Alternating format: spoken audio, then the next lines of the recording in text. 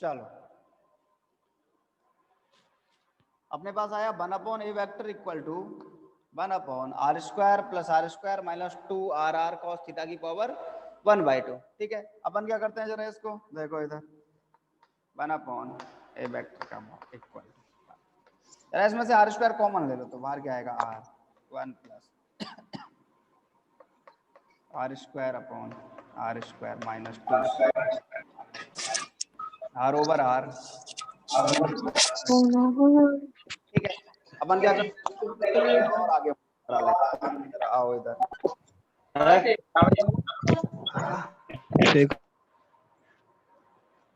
हम क्या लिख सकते हैं इसको 1/, इक्वल टू 1/r, और इस पूरे टर्म को मैं ऊपर ले जाता हूँ 1 plus r² minus 2r/r cos theta की पावर -1/2। ठीक है, अपन क्या करते हैं, अच्छा देखो, चूंकि अपन एक कंडीशन लगाते हैं r ग्रेटर देन होता है r से। ठीक है, r का वैल्यू r से क्या होता है, ज्यादा होता है, तो अपन क्या कर सकते हैं इसमें द्विपद प्रमेय लगा सकते हैं, बायनोमियल एक्सपेंशन। तब द्विपद प्रमेय से क्या होती है द्विपद प्रमेय, आप लोग तो यूज करते हो, जैसे 1 प्लस एक्स की power n equal to 1 plus n x plus n minus 1 over factorial 2x²। यही तो होता है बायनोमियल एक्सपेंशन। अपन वही बायनोमियल एक्सपेंशन यूज कर लेते हैं। ठीक है, जरा आओ इधर 1/a vector is equal to 1/r। ठीक है, वही वाली बात 1 प्लस एक्स यूज करना है। आओ जरा इधर 1, तो ये माइनस में है, लेकिन अगर माइनस में आएगा तो 1 minus 1/2 r² over r² minus 2r over r cos theta 1 plus n x plus n minus 1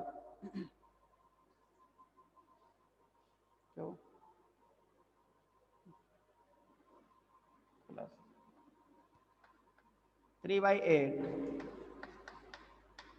r² over r² minus 2r cos theta over r square plus dash. ठीक है, इसको अपन क्या कर सकते हैं, अपन ने बायनोमियल एक्सपेंशन के बेसिस पर इसको क्या कर लिया है, ओपन कर लिया है। हमने इस पूरी टर्मिनोलॉजी को x मान लिया है। हमने क्या किया है, इस पूरी टर्म को x मान लिया और अपन को उसका x की जगह रखा और अपन उसको क्या कर सकते हैं, प्रसार कर सकते हैं, उसका बायनोमियल एक्सपेंशन कर सकते हैं। ठीक है, जरा आओ आगे देखो, लिख सकते हैं 1/a vector is equal to 1/r। जरा इसको सॉल्व कर लो, थोड़ा सा सॉर्ट आउट कर लेते हैं। चलो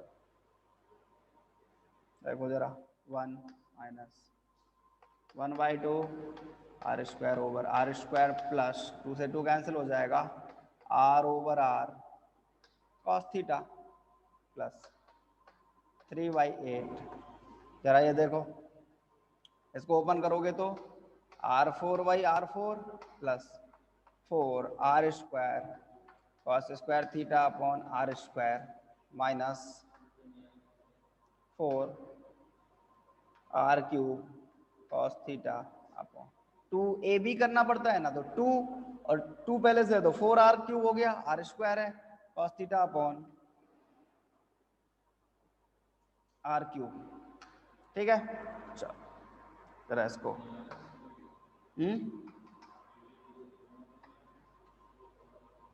नहीं हो रही क्या,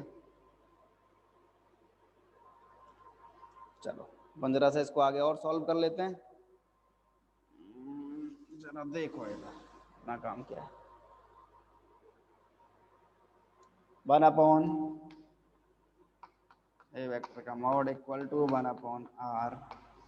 देखो 1, पहले तो इस टर्म को ही ले लो r cos theta upon r। ठीक, अब अपन क्या करते हैं, अपन ये पूरी टर्मिनोलॉजी यूज कर लेते हैं। जरा आओ इधर, प्लस ये टर्म हो गई, अब अपन का काम है इस टर्म को यूज करना। ठीक है, चलो अपन क्या करते हैं, इस पूरी टर्म में से r square upon 2r square common ले लेते हैं। हाँ, r square upon 2r square common ले लिया हमने, ठीक है। बचा हुआ क्या है अपने पास, ऐसा करो, अगर इस पूरी टर्मिनोलॉजी में से r square upon r square अगर अपन कॉमन निकाल लेते हैं तो वैल्यू आएगा 3 cos स्क्वायर थीटा माइनस 1। और इसकी जो हायर टर्मिनोलॉजी है उसको क्या कर देते हैं अपन, नेग्लेक्ट कर देते हैं, ठीक। चलो आगे सुनो, फाई का जो वैल्यू है अपन ने लिखा हुआ है, फाई इक्वल टू क्या है, integration k rho r D B upon ए, जरा उसको यूज कर लेते हैं। आओ जरा इधर,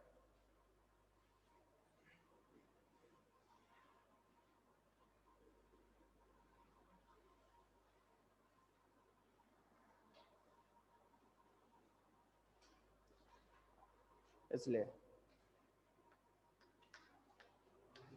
फाई इक्वल टू, अच्छा देखो अपन क्या करते हैं, अपन 1/a का वैल्यू सीधा सीधा यहाँ क्या कर देते हैं, पुट कर देते हैं। आ जाओ, phi equal to integration k rho r d v into 1/r integration 1 plus r cos theta over r plus r square upon 2r square 3 cos square theta minus 1। ये हमारे पास क्या हो गया, पूरा फाई का वैल्यू हो गया, ठीक है। अपन क्या करते हैं, इस फाई के वैल्यू में से अलग अलग वैल्यूज अपने काम में ले लेते हैं, ठीक है। चलो जरा देखो क्या आता है, जरा सुनो, फाई इज इक्वल टू, हमारे पास एक वैल्यू ये है 1/r का, अगर अंदर इंटू करें integration k rho r d v into 1/r plus r cos theta over r square plus r cube r square upon 2r cube 3 cos square theta minus 1, ठीक है। अपन के पास क्या है, अपन 3 पार्टों में इसको क्या करेंगे, यूज करेंगे। चलो देखो, पहला part phi equal to integration k rho r d v upon r plus, अगला देखो, अगला पार्ट यहाँ अपन ऐसा करते हैं, के का सबके साथ इंटू कर लेते हैं, k rho r into r cos theta d v upon r square plus, इसी टर्म क्या है अपने पास, k rho r into r 3 cos square theta minus 1 upon, ये आर स्क्वायर है सर जी, हाँ, r square upon 2r cube. मेरे पास 3 terminology हो गई, ठीक है। अगर अपन क्या करें, अपन इन तीनों टर्मिनोलॉजियों को अगर अलग अलग यूज करें तो अपन इसको इस तरीके से भी लिख सकते हैं। देखो जरा इधर आओ, या phi equal to integration k rho r d v upon r, ठीक है। एक तो ये टर्म हो गई, अपन क्या करेंगे, अपन इसमें से अलग अलग टर्म्स को यूज कर लेंगे, ठीक है। चलो जरा इसको इस तरीके से लिखने के बजाय थोड़ा सा ऐसे आप लिखें तो ज्यादा ठीक है। इधर डी वी और रह गया इसके साथ, उसका भी काम है, डी वी। जरा सुनो, अपने पास 3 वैल्यूज हो गई, एक है integration rho r d v, एक वैल्यू क्या है, integration rho r d v, के अपॉन आर तो कांस्टेंट है, उसको अपन एक नाम दे देते हैं, उसको बोल देते हैं अपन पी नॉट, ठीक है। और ये होता है एकल ध्रुव, इसको क्या बोलते हैं अपन, एकल ध्रुव, ये मोनोपोल है, ठीक है। एक दूसरी condition integration k rho r into r cos theta d v, ये जो वैल्यू है इसको बोलते हैं अपन P1 और इसको कहते हैं अपन द्विध्रुव, डाइपोल। ठीक, एक थर्ड है अपने पास integration rho r r square 3 cos square theta minus 1 dv, और इसको अपन कहते हैं P2, और ये होता है चतुर्ध्रुव क्वाड्रपोल। ये तीन कंडीशन होती है हमारे पास, एक होता है एकल ध्रुव, एक होता है द्विध्रुव और एक होता है चतुर्ध्रुव। ठीक है, इसके बेसिस पर अगर अपन फाई का वैल्यू लिखना चाहेंगे तो इसके बेसिस पर फाई का वैल्यू भी अपन डिनोट कर सकते हैं। जरा देखो इधर फाई का वैल्यू क्या आएगा, आओ जरा सामने, इसलिए फाई इक्वल टू के डिनोट अपॉन आर प्लस अगला के P1 upon r square plus के P2 अपॉन आर क्यू के P2 अपॉन आर। अब अपना काम है पूरा की पूरा किससे, क्वाड्रपोल से बात करेंगे। ठीक है, जरा समझो काम की बात। इसका मतलब एक तो हुआ एकल ध्रुव, एक हुआ अच्छा एकल ध्रुव जो पैदा होता है वो बिंदु आवेश के कारण उत्पन्न होता है। ठीक, और द्विध्रुव के कारण, और एक हुआ अपने पास चतुर्ध्रुव। अपन का काम है नाभिक के चतुर्ध्रुव आघूर्ण के बारे में डिस्कस करना है। ठीक,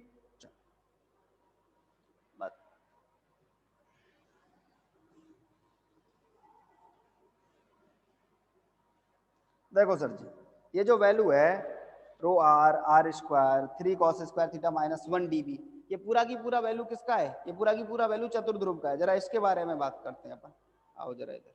इसलिए नाभिक का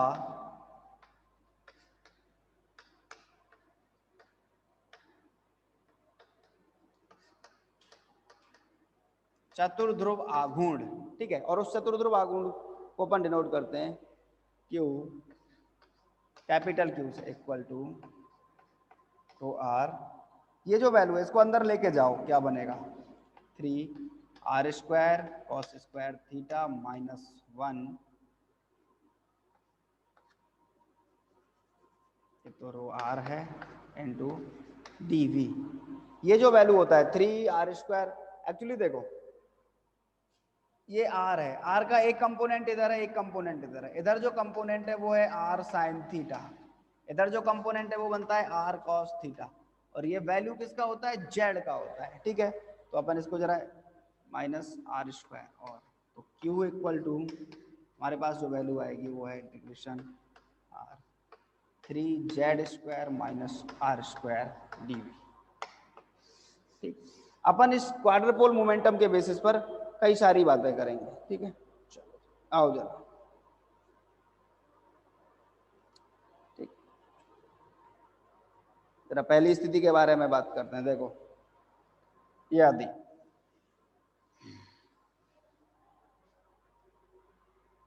पहली कंडीशन, पहली कंडीशन होती है क्यू इक्वल टू 0 के लिए, यदि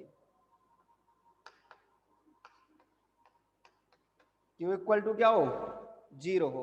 अगर क्यू का वैल्यू 0 आएगा इसका मतलब 3 z square minus r square equal to 0। इसका मतलब 3 z square equal to r square. R का मीनिंग, आर क्या है, एक्स वाई जेड है। जरा सुनो, आर का वैल्यू क्या है, आर वेक्टर होता है एक्स आई कैप प्लस वाई जे कैप प्लस जेड के कैप, यही तो है। अगर अपन आर स्क्वायर निकालना चाहें तो क्या आएगा, x square plus y square plus z square, क्योंकि अपन अगर मॉड ऑफ आर ढूंढते हैं, मॉड ऑफ आर का वैल्यू कितना होगा, under the root x square plus y square plus z square. इसका मतलब आर स्क्वायर का जो वैल्यू होगा वो क्या होगा, x square plus y square plus z square. ठीक सर जी, इसका मतलब 3 जेड स्क्वायर इक्वल टू आ रहा है x square plus y square plus z square. ये कब पॉसिबल है, ये तब पॉसिबल है, अपन लिख सकते हैं यह तब संभव है।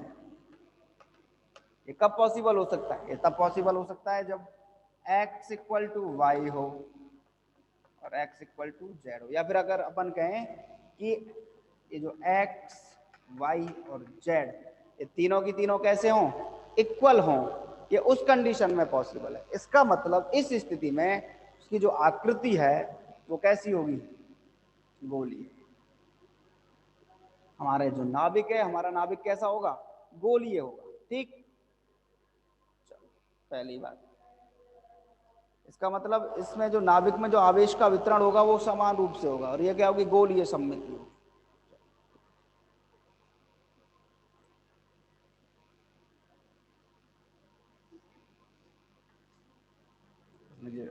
ये जो x है, ये जो z है, और ये जो y है, ये x equal to y equal to z, और इसका मतलब है कि ये आवेश वितरण कैसा रहेगा, गोलीय सममिति में रहेगा। ये स्फेरिकल सिमेट्री बनाएगा, एक पहली कंडीशन। ठीक, जरा बताओ, आगे बात करें अपन, जरा देखो फटाफट से।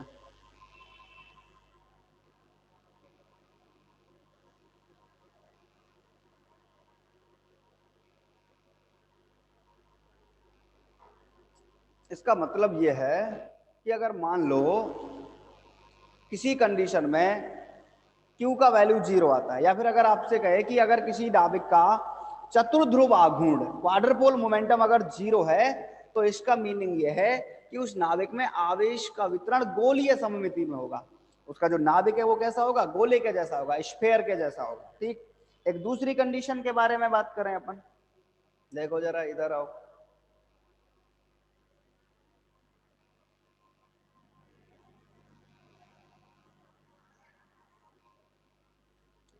अगर ऐसा ना हो, एक दूसरी कंडीशन हो, याद है,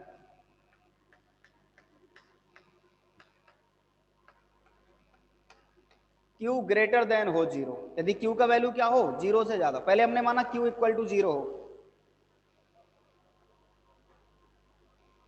अब अपन मान लेते हैं Q ग्रेटर देन 0, अर्थात इसका मीनिंग क्या हुआ, इसका मीनिंग ये हुआ कि जो 3z² है वो ग्रेटर देन है किससे, r² से। ठीक, इसका मतलब ये जो z का जो वैल्यू है ये ग्रेटर देन है किससे, x y। ये तभी तो पॉसिबल है भाई, अगर z ज्यादा है x y से तभी तो 3z² ग्रेटर देन हुआ है किससे, r² से। क्यों, क्योंकि देखो 3z² r² क्या होता है, x² plus y² plus z²। ये अपन कह रहे हैं कि 3z² ये ग्रेटर देन है x² plus y² plus z² से।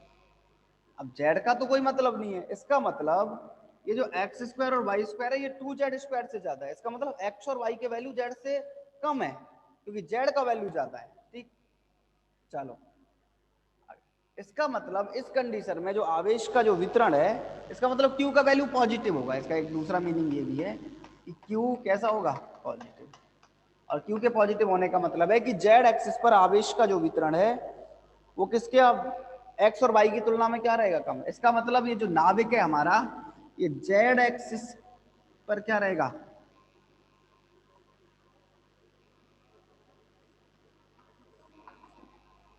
और इसको एक, इस स्ट्रक्चर को अपन नाम देते हैं, इसको कहते हैं दीर्घाक्ष।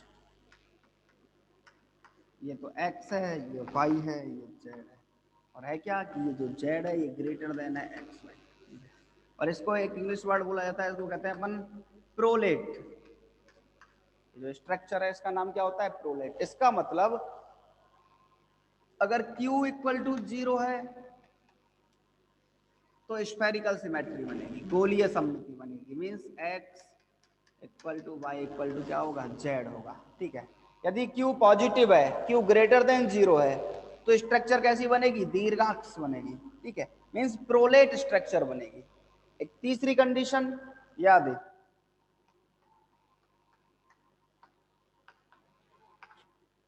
Q लेस देन 0 हो, अगर Q का वैल्यू 0 से क्या हो, कम हो। ठीक है, उस कंडीशन में क्या होगा,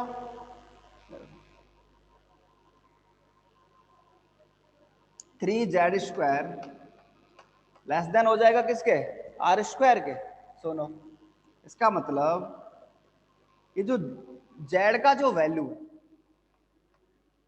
ये लेस देन होगा किससे, एक्स और वाई से। इसका मतलब ये है कि क्यू का वैल्यू कैसा आएगा, नेगेटिव आएगा।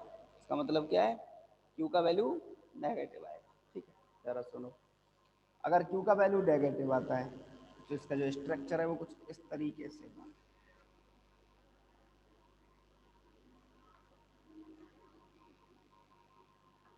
और इसको कहते हैं लब्धाक्ष, मीन्स लघु अक्ष है ये। लघु अक्ष इसको लिखने का जो तरीका है वो, इसका मतलब है लघु अक्ष। इसका मतलब ये जेड हो गया, ये एक्स हो गया, ये हो गया वाई। इसका मतलब जेड इज लेस देन है किससे, एक्स और वाई। अगर किसी नाविक का चतुर्ध्रुव आघूर्ण नेगेटिव है, क्वाड्रुपोल मोमेंटम अगर नेगेटिव, तो इसका मतलब यह है कि उसमें जेड एक्सिस के बजाय एक्स और वाई एक्सिस पर आवेश का वितरण ज्यादा हुआ है। ठीक, अगर दीर्घाक्ष है, इसका मतलब एक्स एक्सिस और वाई एक्सिस के बजाय जेड एक्सिस पर आवेश का जो वितरण है वो कैसा है, ज्यादा है। और अगर x equal to y equal to z है, इसका मतलब एक्स वाई और जेड तीनों एक्सिस के करस्पॉन्डिंग आवेश का जो वितरण है वो एक जैसा है। ठीक है, और इसको एक बोलते हैं अपन ओवलेट। ये प्रोलेट, ये ओवलेट, और ये होता है स्फेरिकल। ये क्या होता है, स्फेरिकल। जरा देखो इस बात को, अपन आगे बात करते हैं।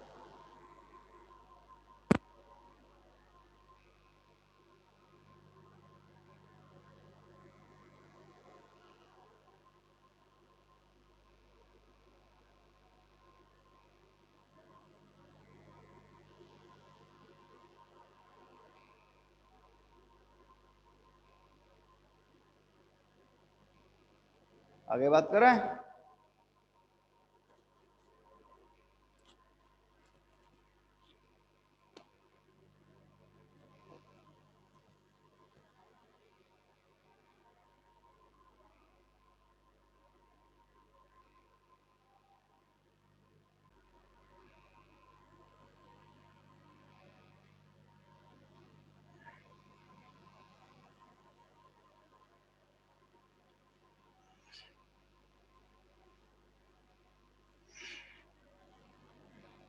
देखो सच,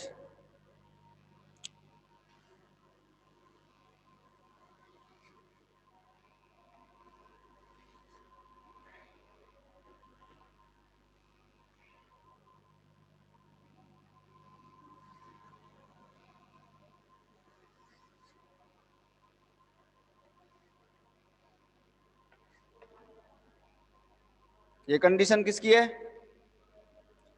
x z y, means x equal to y equal to z, q equal to 0।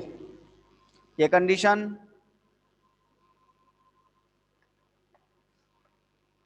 X z Y.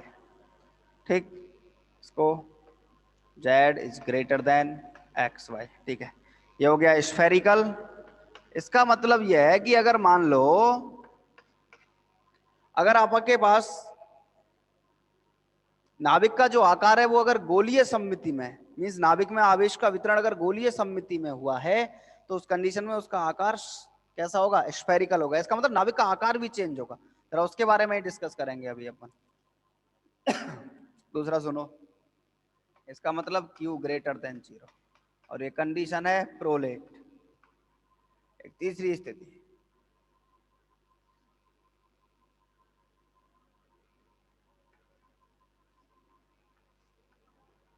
ये एक्स, ये जेड और ये वाई। इसका means Z is less than है एक्स और वाई से। ठीक है, इसका मतलब क्यू लेस देन 0, और ये वैल्यू है क्योंकि वो जेड एक्सिस पे है। ठीक है, इसका मतलब जेड एक्सिस के रेस्पेक्ट में क्या होगा, आवेश का वितरण कम होगा एक्स और वाई रेस्पेक्ट की तुलना में। अब जरा अपन क्या करते हैं, अपन इसके बारे में और थोड़ी सी बातें करते हैं। क्यू का जो मात्रक होता है, यूनिट ऑफ क्यू, देखो क्यू होता है 3z² - r²। वैसे एक्चुअली इसका जो पूरा जो वैल्यू है वो तो इस तरीके से होता है नॉर्मली, तो क्यू का जो वैल्यू है q equal to integration rho r 3z² minus r² dv। ठीक है, इसको तो अगर रो आर डी वी करें तो क्यू का जो वैल्यू हो जाएगा वो क्या हो जाएगा 3z² minus r² d q means coulomb into metre square. ठीक है, लेकिन एक्चुअली इसका जो यूज अपन करते हैं, इसका जो मात्रक होता है, उसका मात्रक होता है बार्न। होता तो कूलाम इंटू मीटर स्क्वायर है, लेकिन बोलने में उसको बार्न बोला जाता है। ठीक है, तो उसको जो ट्रेडिशनल जो लैंग्वेज है उसमें उसका यूज क्या किया जाता है बार्न। रियल में तो इसका मात्रक यही होता है कूलाम इंटू मीटर स्क्वायर, लेकिन इसको यूज नहीं करते, उसी जगह क्या यूज करते हैं अपन बार्न। और एक बार्न का जो